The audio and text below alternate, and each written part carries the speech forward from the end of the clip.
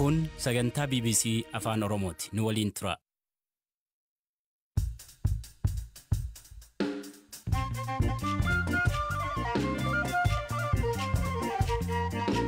Ashama akka mooltan sagantaan BBC Afaan Oromoo roobii galgalaa eegaleera. Oromiyaa keessatti sarbabii mirgaa akkaan guddaate jedhamu raawwatamaa jira jedhe qorannoon. Ajjeechaa lammiilee irratti raawwatamu mormuun barattoonni mormii gaggeessu. Waan hunda jaalame keenya dursaan keenya barbaada waan jiru ture. Ganamarraa kaanee dhaadannoo garaagaraa qabannee sagalee keenya baanee dhageessifanne lammiileen nagaa mirgi isaanii akka bujamu buqqaatiin Oromoo irraa dhaabbatu. Maqaleetti ibsaan deebi'uu obbo Sibahat Naggaa akka alambaanii dhorkuun sirrii miti jedhe manni murtii guyyaa kaleessaa kan boqotan luba bal'inaasaa harkaa akkamiin yaadatamu. Cichuu dhiisanii darban abdii kutachuu dhiisu lubi bal'inaan bara Haayila Sillaaseetii kaasanii nama wangeela lallabanidha. Haayila Sillaasee keessatti lallabaniiru, Dargii keessatti lallabaniiru. Ammayyuu taanaa isiniif dhiyeessa.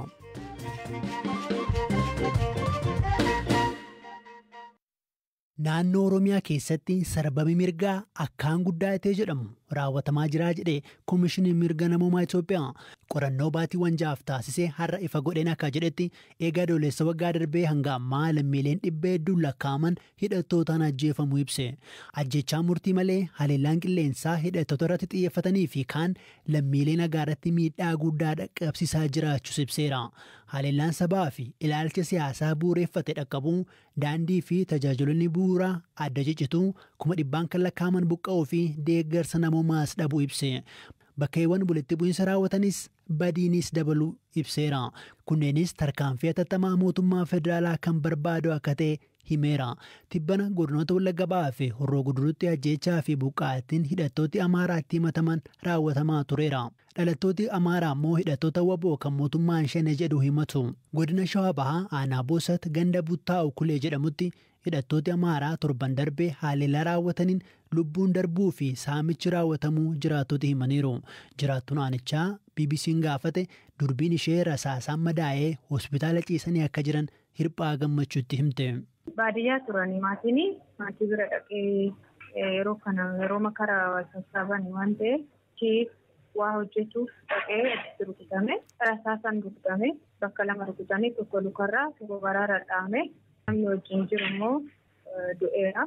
Inni amma hospitaala wanti yaalamaa jira. Inni madaadaa kooti durbii kooti jechuudha. Namni jiru namni baqateera magaalatti baqateera kun mana barumsaa keessa jira. Gandi tokko aga mana 50 ta'u gubateera. Aanaa Boosaa keessa ganda Buttaa'u Kulee. Yoomi kun egaa? Aduu guyyaa 28 galgala gubanii mandara tokko akkuma jirutti gubanii horiis akkasuma jala yaasatanii aga 100 kan ta'u. Haalli jiru baay'ee nama jibbisiisa. Namni meeshaa gurrataa lafa buluu dhabee amma kun mana barumsaa keessaa kun immoo iddoo dargaggoonni kubbaatti taphatu magaalaa Walajjiitti walitti qabamanii jiru. Uummanni jiru baay'ee dararamaa jira. Ganda Buttaa Donqoree kan jedhamutti namni kaleessa immoo 2 du'e jira. Namni 2 du'e jira. Halkan dhufanii namni yeroo rafetti kan wanti kun raawwatu. Manni Kiristaanaa Ortodoksii Tawaahidoo Itoophiyaa ajjechaa tibbana raawwatan balaaleffatteetti. Paartileen mormituu garaagaraas komii ibsanii mootummaan lammiilee akka tiksu waamicha dabarsaniiru. Gama kaaniin ajjechaa lammiilee fi buqqaatii godinoota Wallaggaa fi kaanitti raawwatee mormuun kibxataa eegalee barattooti mormii gaggeessaniiru. Hiikaa fi Tasaan barattoota Yuunivarsiitii Adaamaa Madda Walaabuu fi Dillaaraa dubbiseera. Saayinsii Teekinooloojii Yuunivarsiitii kanumarratti jechaan seeraan alaa uummata Wallaggaa irraa dhaabbatu kan jedhu ture dhaadannoo yeroo sanatti ta'e utuu yeroo baay'een deemin sa'aatii muraasa booda federaalli gibbii kan jiran dhufanii aara imimmaanessuu gadhiisanii ciisboombii jechuudha. Hiriirri sunillee hin battaname. Yeroo sanatti tarkaanfiin namni fudhate kamuun jiru hundumtu harka qullaadha kan ba'e. Hiriiruma sana battanuuf natti fakkaata yaadni isaanii maal akka ta'e nuun galle gaazii imimmaanessuu gadhiisanii achi hundumtuu battaname hiriira sanarraa. Kan reebaman jiru kan mataan isaanii tarsa'ellee hin jira kan hidhaman illee hin jiru kan mana hidhaatti guuramanii jechuudha. Maal ture kaayyoon hiriira kanaa? Particularly yeroo ammaa kanatti kan naannoo Wallaggaa duraa jiru sababeeffateeti uummanni keenya immoo du'aa osoo jiru barachuun dandeenyu haamileen qabnu waan jedhu irraa ka'eeti. Waan hunda jaala nageenya dursaa nageenya barbaada waan jiru ture. Ganamarraa kaanee dhaadannoo garaagaraa qabannee sagalee keenya baanee dhageessifanne. Akka lagannaa nyaatatti illee kun ajjechaan Oromoo irratti deemaa jiru haa dhaabbatu. Lammiileen nagaa mirgi isaanii haa kabajamu. Buqqaatiin Oromoo irraa dhaabbatu. Mirgi Oromoo haa kabajamu. Ajjecha duuti dirooniin kunneen Oromoo irraa dhaabbachuu kan jiru dhaadannoo keenya. Ajjechaa lammiilee muufachiisee kanarratti qaami mootummaa naannoos ta'e federaalaa waan jedhe hin qabu. Godina Horroo Guduruu Wallaggaa fi Wallagga Baatti bakkeewwan walitti bu'iinsa dhalateetti garuu raayyaan ittisa biyyaa seenaa akka jiru BBC'n odeeffateera.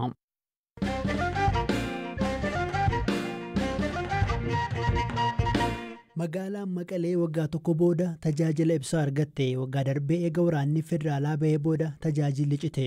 Ta'us yeroo kanatti Takazeerraa tajaajilli cicitee dhiyaataa ture. Guyyaa kibxataa eegalee garuu ibsaan deebi'uu BBC'n odeeffateera. Hirphaa Gammachuu. Waraana waggoota lamaaf naannoo Tigraayitti gaggeeffamaa ture hordofee naannichatti tajaajilli bilbilaa, intarneetii fi ibsaan addaan citee ture. Haa ta'u garuu mootummaan federaalaa fi humnoonni Tigraay waliigaltee waraana dhaabuu mallatteessuu hordofee naannichatti tajaajilawwan bu'uuraa deebisuudhaaf hojjetamaa jiraachuun ibsamaa ture. Qaamoleen lamaan waggoota lamaan darbaniif waraana dhiiga namoota hedduu dhangalaasee fi qabeenya hedduu mancaase dhaabuun humnoonni Tigraayis hidhannoo akka hiikkatan waliigalameera. Kanarraa ka'uun mootummaan federaalaa bu'uuraalee misoomaa fi deeggarsi namoomaa akka dhiyaatuuf itti gaafatamummaa fudhateera. Tajaajila elektirikiin alattis Itiyoo Telekoom magaalaa Shiree fi naannoo isheetti tajaajila bilbilaa deebisaa jira. Guyyaa kaleessaatii kaasee magaalicha keessa bakka hundumaa ibsaan eegaleeraa jechuun jiraataan magaalichaa BBC'tti dubbatan. Torbee tokkoon dura Shiree Indasillaasee fi naannoo isheetti tajaajila ibsaa deebisuudhaaf hojjetaa akka jiru Itiyoo Telekoom BBC'f ibsee ture. Sarara humna ibsaa magaalaa Maqalee wirtuu giddugaleessaa wajjin walquunnamsiisuu humni ibsaa Itiyoophiyaa kaleessa ibsee ture. Dabalataanis hojjettoonni humna ibsaa wantoota suphaa humna ibsaaf barbaachisan qabachuun yeroo dhiyootti gara Tigraayitti imaluudhaan hojii suphaa xumuruun tajaajilli ibsaa yeroo gabaabaatti guutummaatti Tigraayitti akka deebi'u humni ibsaa Itiyoophiyaa beeksisee ture.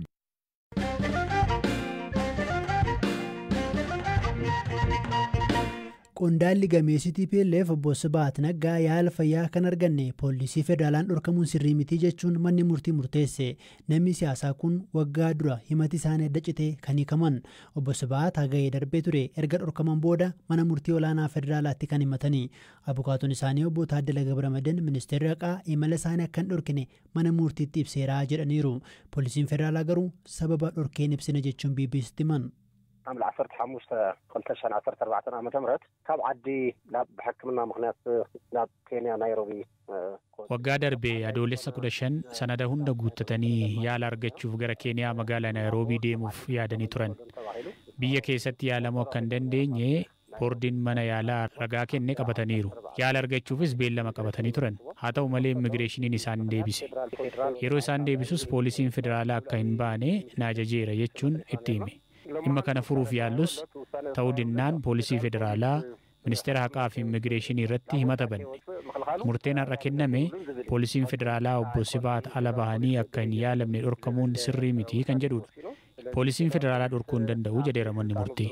Murteen kun seeronni idil addunyaa Itoophiyaan mallatteessite cabee akka ture agarsiisa.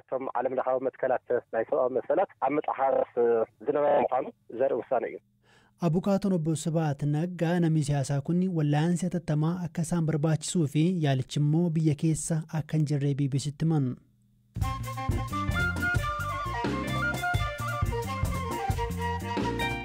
Amma oduuwwan gaggabaabaan sinitti himaa xiyyaara muddamaan buufata xiyyaaraa magaalaa Speen Baarseloonaa qubate tokko keessa godaantonni 28 miliqan.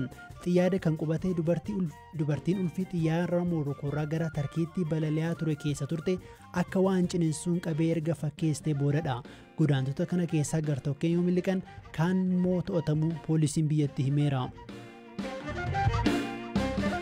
Manni murtii Arjentiinaa pirezidaantiitti aantu biyyattii malammaltummaan himataman Kiristiinaa Fernaandeez irratti hidhaa waggaa 6 murteesse. Fernaandeez dubartii ganna 69 yoo ta'an yakka bulchiinsa burjaajessuu jedhuun himataman. Kunis kontiraata hojii uummataa hiriyaa isaaniif kennuudhaani.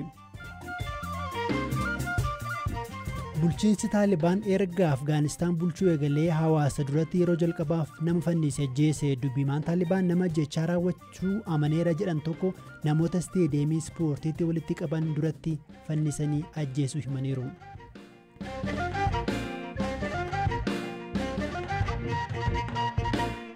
Gabaasa Tanuttancaa waggoota dheeraaf wangeela barsiisuun akkasumas dhimmoota garaagaraa irratti yaada kennuun kan beekaman luba bal'inaa saarkaa guyyaa kibxataa du'aan boqotaniiru.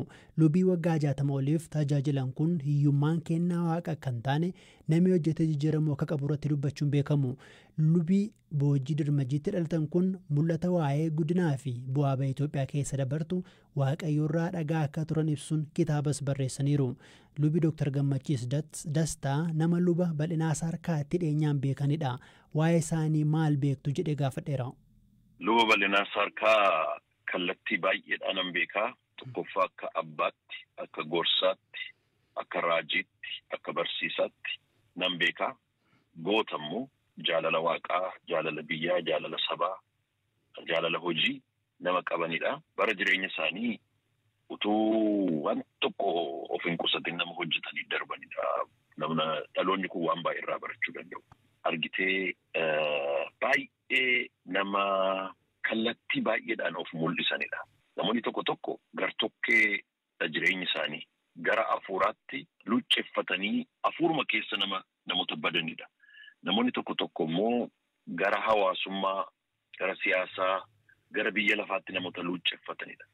Qees bal'inaan kallattii hundumaan yoo lallaba jetteen lallabuu, kadhannaa yoo jetteen kadhatuu, jaalala saba ofii yoo jette jaalala saba ofii, araara biyyaa yoo jette araara biyyaaf hojjetu, dargaggootaaf hojjetu, jaarsoliidhaaf hojjetu, denominationidhaaf hojjetu, yoo nagada barbaachise nagada keessa jiru, waan haaraa kalaqanii hojjechuu keessa jiru, gootummaa qabu, kallattii kana hundumaan nama marfame hojjetudha. Ana wajjiniin egaa bara 1990 keessaa kaasneetu baay'ee walitti dhiyaannee waan baay'ee wajjin hojjenna. Isa dura immoo abbaa kofaa wajjiniin bara dheeraa nama hojii hojjetanidha. Amma keessumaa kitaaba isaanii Kaffitaa Zamalla Itoophiyaa yookiin immoo waa'ee bara ol ka'uu Itoophiyaa inni barreessan sun irra deddeebiin ka'a. Mee namoota hin beekneef kitaabi kun maali? Maal ibsa? Maal akeeka? Argitee bara dukkanaa keessa kan isaanii mul'ata kana argan bara biyyi keenyaa abdii kutannaa keessa jirtu biyya Jarmanii keessatti mul'ata kana waaqayyootti agarsiise. Karaa misooma biyya keenyaa, karaa jijjiirama siyaasaa, karaa guddina biyyaaf hawaasummaa waan dhufaa jiru waaqayyo itti dubbate karaa sana. Fuuldura keenya abdiin akka jiru itti dubbate. Abdiin jira akka waaqayyotti hin jedhe. Kanaaf mul'anni sun yoo waan hundumaatiin marmartee, qortee, ilaaltee jecha tokkotti hin gasha yoo jette fuuldura keessan abdiin jira. Haalli isin amma keessa jirtan, rakkinni amma keessa jirtan, dhukkubni amma keessa jirtan, hiyyumni keessa jirtan, gidiraan keessa jirtan, dhukkubni keessa jirtan kun hundumtuu hin darba. Fuuldura keessan immoo guddinatu jira, ulfinatu jira, abdiitu jira kan jedhu mul'ata itti agarsiisu waaqayyotti dubbate. Detailii isaa achi keessa jira waan baay'een.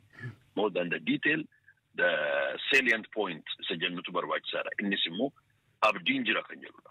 Egaa waggaa dheeraaf tajaajilaa turaniiru amma du'a isaanii dhageenye maal dhiisanii darban dhaloota amma jiruuf?